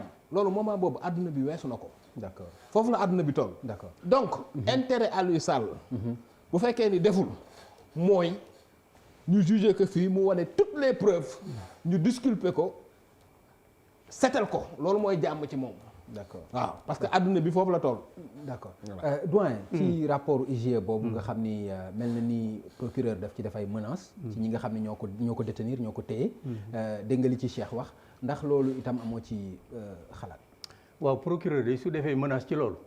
def nay menace ci lu ko jarul bàyyi lu ko jar. procureur wan naa la fii il y a 2 ans. loolu dafa leer mi ngi ni gis naa ko ma jàmbal def na ci kii nañ dem ci moom ne ko yow kaay fii d'abord il y a 2 ans il y a 4 ans mais Baba Aïdara da ko doon brandi kenn waxu ci dara boobu ba tey ñu ngi koy wax waaw ñu jékki-jékki xëy rek ne waaw rapport ba dañ koo jël nag waaye nag nañu respecté Sénégal yi loolu c'est pas l'essentiel lii kii wax dëgg bërki dem ba sa mbokki français yi génn nañ benn document kii secret défense xaw ma lan génn ci armes yi France di jaay Arabie Saoudite mu koy utiliser contre les et cetera top secret mais loolu c'est normal et puis moi j'encourage d'ailleurs les journalistes nous avons besoin d'être informés nous en tant que citoyens la transparence ça vaut le coup jar nañu jàpp journaliste réew mi dañ ko war a leeral comme ni nga ko waxee ñu ngi lu koy dig depuis le 19 mars 2000 Abdoulaye Wade ñëw def fi li mu def lépp kii ñëw wax bay bëgg a dee ñëw la mara d'Italie on naan dafa doy Sénégalais yi dañoo bëgg léegi nag ñu seet seen loxo di jiital doxal réew mi ci doxal bu sell loolu danañ jàpp nit bu leen neex nañ jàpp ku leen neex waaye buñ jàppee kuñ jàpp tooñ nañ ko kat te ñu jàpp tooñ nañ ko buñ dekkee woon ba nëgë ni rapport bi soog a feeñ ma ni waaw mais le rapport là on en parle depuis 4 ans ma jàmbal ak consacré ce que tu as vu. une bi moom gis nañ ko mais ñëpp gis ko. booba defuñu ko dara. tey procureur de la République ma ni am na leneen lu mu wax lu loolu na teg baaraam ci li nekk ci rapport bi loolu moo am solo. mooy Ali Khaled ji. waaw leeral kii mooy Ali Khaled ji waaw moo gën a wóor quand même. ci biir déclaration wax na ci ëllëg concernant mbiru Fallou Sène. bi nga déggee loolu itam je pense suivre nga ko. lan nga si gis que ni dafay gaaw peut-être gendarme bi nga xam ni tuumaal nañ ko ci mën na ci am ay démêlés judiciaires lan nga gis loo xam ni itam mën na nekk ëllëgu procès Fallou Sène boobu dossier bi. noonu kay lu baax la. faagaagal nit procureur nee na dem nañ ba avance ci enquête bi ba léegi ñu jàpp ki ko def léegi ñu jugé ko loolu jàmm rek la. li ma ci jaaxal rek mooy pourquoi maintenant. d'accord pourquoi tey jaaxal ñu bari. pourquoi aujourd'hui ok alors que bon dossier boobu chaque jour nga dégg étudiants yi di ci wax di ci yuuxu. tu vois donc pourquoi tey c'est un problème je veux dire. d'accord mais en dehors de ça. mais loolu mënuñu dul rafetlu ko. mënuñu dul ko rafetlu ko ki ko rey. bu ko gisee teg ko ci yoon dafa baax. oui mais c'est ce qu'il a dit il y a pas de problème. moi je crois que c'est très bien de l'avoir annoncé d'ailleurs on a interrogé. timing bi moment bi mu ko waxee. li mu ko booleel ak yooyu c'est l'opportunité quoi c'est l'occasion. c'est faire d'une pierre plusieurs coups moi je comprends. il y a pas de problème. étudiants yi bu bari rappellu nañ ko moi je suis voilà mais à un moment donné d'ailleurs moi j'ai étudiants yi ñuy kii di kii la justice aussi c'est pas tout à fait ça mais vraiment bu ñu ko leeralee moom moo gën. d'accord ku wax IGE nag di nga wax mbiru Khalifa Sall li nga xam ni noonu la ci gaawee itam ak taxawaay bi nga xam ni def nañ ko ci ñu gis li nga xam ni wax nañ ko ci rapport bi concerné Petro-Tim ndax boo doo def différence ci ñaar yooyu amul lu mu la inspiré itam rapport ba ni mu gaawee. non li ma inspiré président gis ko rapidement non li ma inspiré kay lu leer la bële jël nañ ko yóbbu ko ci yoon bi yàlla def it par la force des choses dem na ci yoon nañ jaare lépp ci yoon rek maanaam yëf yi na doon enquête bu claire bu transparente ba pare xam nga léegi àdduna bi Pape ni mu bindoo. dégg naa procureur mu ne bii Sall la bii Sall la itam. bi gaaw Sall la bi yéex Sall la. c'est-à-dire tey boo xoolee àdduna bi ni mu bindoo dafay loo xam ni par exemple organisation yi nga xam ne ñooy xeex ci transparence internationale comme Transparency International comme Global Witness comme ñëpp mais ñoom ñëpp ñu ngi toog di xaar Sénégal xam nga loolu mooy affaire bi c'est-à-dire que àdduna bi léegi dafa compliqué. tey xoolal par exemple Khalifa Sall bi ñu ko jugé fii li ko naqari wala dafa dem CEDEAO bi mu demee CEDEAO dañ ko jox dëgg ci immunité am donc organisation yi nga xam yépp dañuy xeex guerre ci Sénégal ñu ngi toog ubbi seen i bët ci àdduna bi laa wax di xoolal par exemple li xaw France ak quelques années kon ku plaintul fii mën ngaa plainte dafa ndànk benn mouvement bu tudd Sherpa xam nga nu ñu def dem France devant le parquet de Paris porter plainte contre Bongo contre Obiang Nguema contre Denis Sassou Nguesso dem identifier biens yi nga xam ni moom lañ am yépp France tu comprends seen i immeuble ak seen i oto seen i xam nga lu la nit ñi topp leen fële ba daan leen foofu la àdduna bi toll gis nga Pape bu ñu passé affaire yu Petro-Tim ak yëpp xam nga man ban leçon laa mën a tirer ci lii lépp il faut que ñi ñuy jiite ñëpp à quelque niveau qu'il se situe xam ni àdduna bi soppeeku na il fut un temps xoolal tey par exemple réseaux sociaux yi xam nga Sénégal am na scandale yu gën a grave fii yu ñu fi dégg te affaire demul noonu xoolal cool yi ni mu baree ci affaire Ali Sall bi parce que àdduna bi moo soppeeku réseaux sociaux yi doon foo xam ni espace la boo xam ne nii en 1 minute dara day xaw mu wër àdduna bi doon espace bu libre boo xam ni kenn mënu censurer kenn tey da ngay jël sa vidéo rek dugg Facebook wax li nga bëgg a wax lépp tas ko ñëpp xool ko donc àdduna bi moo soppeeku kenn mënatul def lu nëbbu ba pare amatul justice boo xam ne dafay yem ci benn réew loolu amatul tey li tax ñu war a def justice bu sell Sénégal justice bu sell nag ça veut pas dire justice buy dem condamner Aliou Sall pour le plaisir de le condamner il faut être sérieux justice bu sell mooy nga def enquête bu sérieuse ñi nga war a waxal nga wax ak ñoom confronter ay documents wax li nga xam ne mooy dëgg bu Aliou Sall toonee nga teg ko ay daan bu toonul nga ni ko defoo dara mais transaction bi ci Agritrans rek bu fekkee c'est avéré loolu rek su fekkee lu avéré xam nga contesté na waaw mais loolu rek su fekkee lu avéré la d'accord loolu rek bu avéré dañ ko war a tëj ba damm caabi d'accord mais dama ne xam nga dafa contesté dafa contesté léegi xaaral rek parce que justice bu sereine encore une fois du justice boo xam ne rek nit ñi dañuy joxal nit rek mu ñëw ni da koy condamné déedéet d'accord mais procureur ne serait-ce dans son intérêt moom pour carrière am pour avenir am dafa war a def liggéey bu sell bu mucc ayib d'accord parce que amul liggéey bu muy def fii boo xam ne nii organisation yi nga xam ne dañuy xeex ci transparence ci àdduna bi duñ ko lëx mbot wala duñ ci wax maintenant nag bu ñu préjugé ni kii coupable na wala déet encore une fois j'insiste beaucoup sur ça parce que Aliou Sall li mu bokk ak Macky Sall ndey ak baay teewul mu am ay devoir am ay droit am parmi ces droits il y a la présomption d'innocence. d'accord merci kenn war ko condamné te jugé woo. d'accord merci beaucoup doyen ci comparaison n'est pas raison ni ñu koy faral di waxee ci mbiru Khalifa Sall ak rapport IGE bi ku wax coow li tam IGE am na ci part de responsabilité ci ni nga xam ni noonu la procès boobu demee ak ni ci IGE taxawee ni mu gaawee ak bii ñu ne gisuñu ko ndax loolu itam yaa ngi koy am na. oui mais loolu Pam Ngagne kooku. man consacré na ci ñetti contre bi benn bi kumbam ndey kumbamul ndey laa ko tuddee effectivement affaire kumbam ndey kumbamul ndey la parce que yónnee nañ fa inspection générale d'État waa ji def rapport am président jot ko yóbbante ko procureur dans les bi mu koy jotee ak dans l'intervalle de kii nañ fi Macky Sall Khalifa Sall ba noonu mardi Italie te waxuma la gaawaay bi mais même dans le rapport les gens qui ont dit disent que l'IGE n'a pas demandé l'ouverture d'une information judiciaire. L'IGE a demandé que l'on réexamine le fonctionnement de la caisse d'avance. Voilà. C'est ça. Pendant que ñu koy kii ndax loolu. Mais il y a des rapports de l'IGE où l'inspection générale d'État demande l'ouverture d'informations judiciaires contre Massamba pour détournement présumé de 9 milliards, 10 milliards, 15 milliards. Yooyu rapport man am naa ko. ñu ne ko fi teg.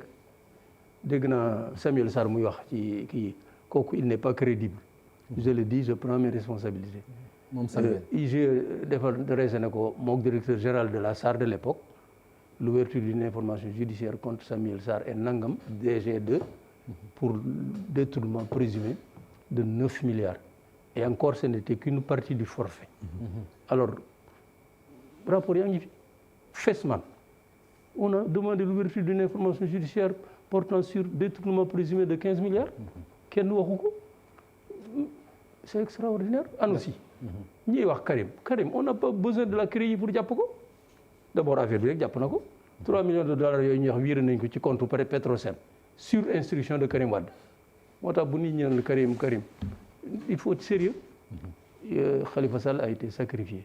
Ah bon? Ah oui mais tu le sais. déet man kay damay lay laaj rek. dama ne. waaw sacrifié. dama ne li ñu ko def. waaw bu ñu ko defoon Cheikh Omar. bu ñu ko defoon directeur général ku kii woon poste woon. ak ñeneen jàppale moom il fallait l'éliminer ça tout le monde le sait. ça n'a pas été sérieux loolu yow mii xam nga ko. d'accord Cheikh. dafa am benn dossier boo xam ne itam abordé nañ ko journalistes yi abordé nañ ko ak le procureur de la République muy les 94 milliards yi nga xam ne ñi ngi koy tudd. entre Mamour Diallo ak Ousmane Sonko. moom mu ne munu ci wax comme assemblée nationale dugg na ci ndax tontu boobu oyoful te assemblée am cëram justice am cëram. waaw mais tontu boobu oyoful. ndax aussi dafa am séparation des pouvoirs. dossier bi mi ngi ci assemblée nationale. li ma doon xaar nga dégg ko mooy nga wax ko mooy Ousmane Sonko dafa porter plainte devant le parquet. xam nga dafa def plainte devant le parquet. voilà justement noonu la ñu waroon a articuler question bi. xam nga boo ko nee dossier bi nekk devant le parlement du ci mën a wax.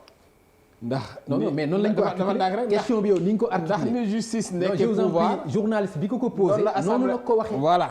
daf ko ni ki nga xam ni mooy Ousmane Sonko dafa la tegal plainte ci ak yow. moom mu tontu ko ni ko non c'est pas Ousmane c'est Pastef c'est le parti Pastef.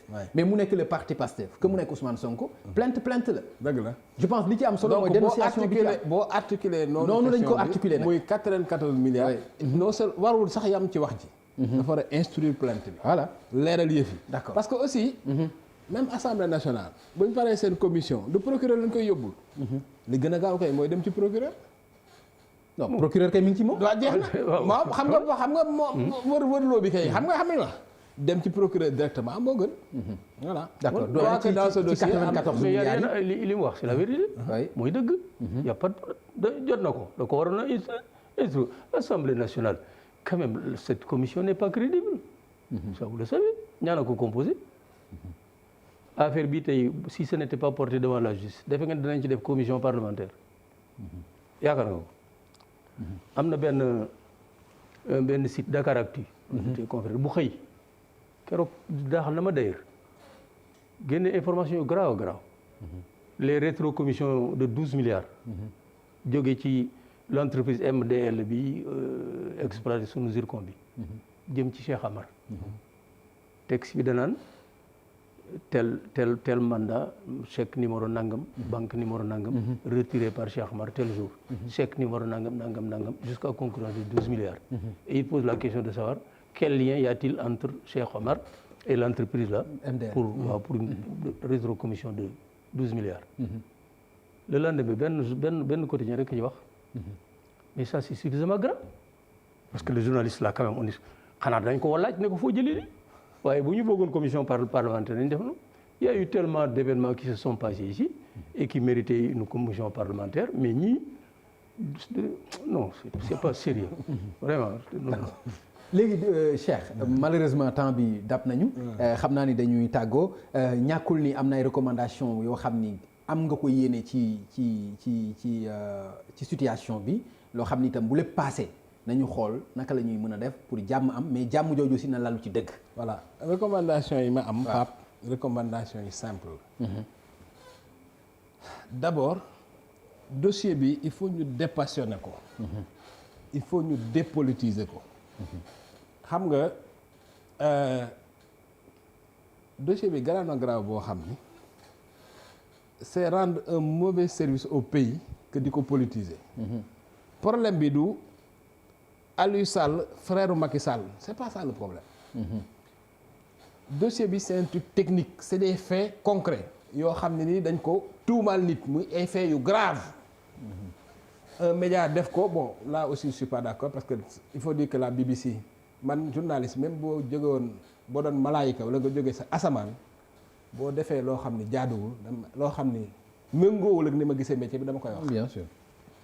enquête BBC bi c'est pas équilibré c'est ça la vérité mais ça à la limite on s'en fout c'est vrai parce que boo taxee ci forme bi day ndoog leneen. parce que les faits sont tellement graves que. boo taxee ci forme bi sax day.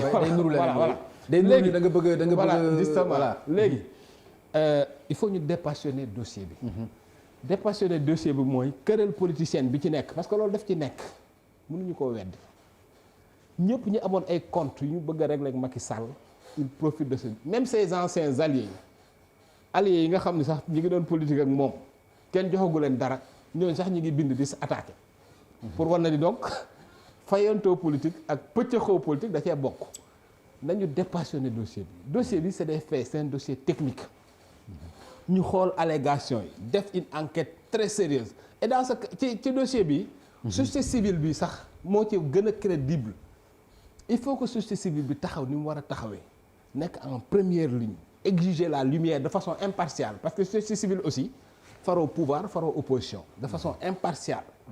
Man je vois tout ku mel ni forum civil ku mel ni toutes les associations de transparence dañu war a dem nekk partie civile bokk ci biir dossier bi taxawu ko dans un seul souci nag pas de vengeance politique wala faral fii wala fii pour lumière parce que même lu dara sax jàmmi réew mi dossier bi am lu leer am lumière da cee baax bu ko defee xel népp dal ni lii moo ci amoon bu fekkee ne Aliou Sall def na ñu teg ko daan yi bu Aliou Sall deful ñu reconnaître que ni deful benn mais deuxièmement ban leçon lañ mën a tirer ci lii góor gi il faut ñu def une vraie concertation sur le pétrole au Sénégal non loolu mënul ñàkk quoi parce que coow li toll na foo xam ne nii dañu war a def concertation bu wóor une vraie concertation boo xam ne parties prenantes yëpp dañ ciy bokk ñu taxaw waxtaane pétrole bi concertation boobu dafa ci war a am commission bu ci jóge boo xam ni commission boobu nguur gi da cee war a bokk parce que COS-Petrogaz ni ñu ko defee nii baaxul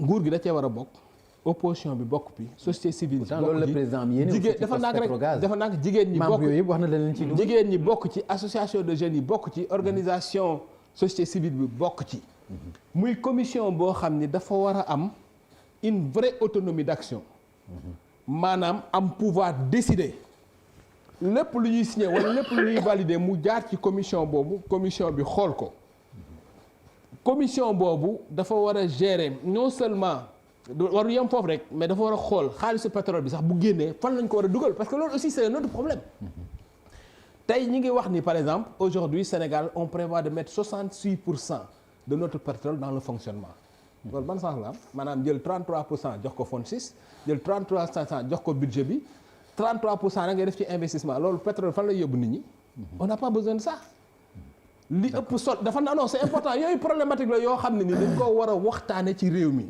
donc commission boobu on ne peut pas faire l'économie de cette commission il faut ñu def commission boobu Pape il faut ñu auditer le secteur du pétrole au Sénégal xam nga lu tax benn toq génnagul coow li dem ni te xam nga la moo tax pétrole graaw pétrole day loo xam ne nii boo nee cusut rek mu tàkk li tax xaalisu pétrole graaw mooy boo ko sangoo fen ñeent sax bu kiyee nga tàkk donc dafa graaw te aussi stabilité réew mi j'y reviens c'est très important boo ko waxee mën na jàpp ni démagogie nga non man dama dem ci réew yu am pétrole xool pétrole bi ni mu yàqee réew mi dama dem Angola man dem naa ba ci biir Maki Unita gis rebelle yi ni ñu doon defee ni ñu doon exploiter pétrole bi dem naa Congo xool pétrole ni mu ko yàqee gis naa la Libye sous Kadhafi gis nañ ko détruire ndax pétrole gis naa le modèle irakien ni mu demoon ni ñu ko détruire ndax pétrole c'est-à-dire que pétrole il faut nit ñi xam ni poson la day rey gis nga suñu réglé wul problème mu pétrole bi problème mu bénédiction non c'est important parce que Sénégal fii ça commence trop mal affaire bi ça commence trop mal d'accord xam nga Macky Sall wax na benn affaire c'est très important loolu moo daf ni bu ñu moytuwul ñeneen ñi nga xam ne nii bëgg nañu am nañ visé suñu pétrole dañu profité ci lii pour indi ñu problème ce qui est vrai gis nga pétrole dafa am ñoo xam ne boo ko amee dañuy taxaw rek pour siif ko il suffit brèche bu ndaw am ñu dugg fa indi instabilité indi kii donc merci ci recommandation non léegi fi may jeexale dernier point bi may jeexale mooy la question de la gouvernance au Sénégal gis nga Pape il faut nit ñi xam ni àdduna bii ñu nekk day àdduna bu wuuteeg àdduna yi amoon il faut que ñi gouverner xam ni àdduna dox na dox boo xam ne nii dara du umpe dara du umpe gis nga enquête BBC bi 6 mois avant ñu koy publier xam naa ko tu comprends document yi nga xam ne BBC amoon nañ ko te mujj ñu ko publier sax ndax réponse Aliou Sall bi avocat mi defoon bi réponse bi nga xam ne moom la avocat Londres bi Aliou Sall am réponse yi ñu defoon tax ñu génne yenn documents yooyu am naa ko donc àdduna bi amul dara loo xam ne dina nëbbu ci àdduna bi d'accord donc li ci ñëpp war a tirer comme leçon globalement ci ñuy gouverner pour ñu xam ni tey transparence absolue la gestion la. merci beaucoup doyen ci recommandation yi ñu xam ni nag aussi bu lépp passé Sénégal moom lu koy taal du suñu yéene waaye na lépp leer te tegu ci dëgg su ko defee ku nekk mën ci gis sa bopp. bu lépp leeree tegu ci dëgg rek taal amatul déstabilisation amatul nangam ñi naan c'est les ennemis du Sénégal ak nangam et cetera c'est pas la question gis nga bu lépp jaaree ci yoon leer bu dul léppit li ëpp bu jaaree ci yoon benn jafe-jafe du am c'est vrai que li Yérim Seck wax dëgg la concertation baax na lool commission bi war nañ ko seetaat et cetera baax na waaye concertation booy concerté wu bala mu woon signé yenn contrat yi daa waroon a concerté wu ak nit ñi kooku mu wér la commission bi c'est vrai wax nga ni président nee na ouvrir na ko mais ba mu koy def daf koo samp ca président de la République def ci ay directeur général de nangam directeur ba nit ña coowee la ni dana ko ouvrir société civile bu lépp leeree te ñëpp ci war a jàpp man daal li may wax na xeet wi taxaw na xeet wi taxaw du opposition du parti na xeet wi taxaw sunu koom-koom la noo ko moomal sunu bopp nanu xeex pour mu yem ci sunu réew mi bu nu ko defee jàmm nañu ñooy bu ñu ko deful nag mën naa mi jafe-jafe d'accord loolu rek moo wér d'accord transparence moom c'est vrai que avec nos hommes la transparence dana jafe waaye nañ leen ko imposer xam nga lu leen ko mën a imposer doole mobilisation waxuma dooleem xeex mobilisation ñëpp taxaw am na ku naan manifestation dégg naa sa benn confrère ci rajo xeet bi bu ñu leen woo ci manifestation lànk leen loolu man xaw ma lu tax ma wax ko bu ñu la woo ci manifestation ci lu ko jar da ngay jóg kaay nu manifester pour sunu pétrole bi sunu gaz des ci ñun ku ma ca woo man danaa ca dem du ma yàq du ma saaga du ma leneen waaye nag xeet bi takku te xam ni mbir mi seen mbir la du affaire Macky Sall du affaire Aliou Sall du affaire Ousmane Sonko du affaire keneen d'accord du affaire gouvernement ak nangam affaire xeet wi la na ñëpp mobiliser wu imposer leen transparence parce que Macky Sall transparence boobu nga baal ma rek ci recommandation yi nga nekk sax ma am ci benn laaj rek mooy est-ce que transparence boobu dina yomb enquête bi mi ngi ci dig mi ngi ci loxo Aly Ngouille Ndiaye enquête bi concerné na ko ndax yaakaar nga mu yomb waaw yomb xam nga léegi wax naa ko Yérim ne ma da nga kii néew ma doom waaye dina jafe moo tax ma dana na xeet bi takku parce que notre justice elle est ce qu'elle est d'accord il faut dire la vérité elle est ce qu'elle est na xeet dina yomb enquête bi nekk ci loxo dig nekk ci loxo Aly Ngouille mu concerné ko waaw mais xam nga bono disqualifier institution yëpp parce que il faut bien que mu am merci beaucoup voilà jërë ngeen jëf kon mbokk yi disqualifié wu ma damay am réserve d'accord voilà d'accord jërë ngeen jëf kon mbokk yi jusqu'à preuve du contraire merci beaucoup jërëjëf mu nekkoon doyen Mody Niang ñu gërëm ko bu baax ci wuy si bi nga xam ne wuy si na ko télévision Futurs Médias ak émission Faram Facce ñu gërëm Cheikh Yérim ci ànd bi nga xam ne mi ngi koy ànd ak vraiment télévision Futurs Médias ci à chaque fois ñu soxla ko ci xalaatam mu nekk xalaat boo xam itam nga nu ko nit mën a gisee itam wax dëgg yàlla mu nekk bu ñu jàpp ni bu péetewul la waaw loolu ñu apprécier ko bu baax à sa juste valeur di leen gërëm yéen ñi nga xam ne yéen a doon ànd ak ñun ci télévision Futurs Médias di leen jox rendez-vous incha allah àllar boobu la di ñëw bu ci àllandee jërë ngeen jëf lañ may fale mandat juróom-ñaari at la danaa ko yemale ci juróomi at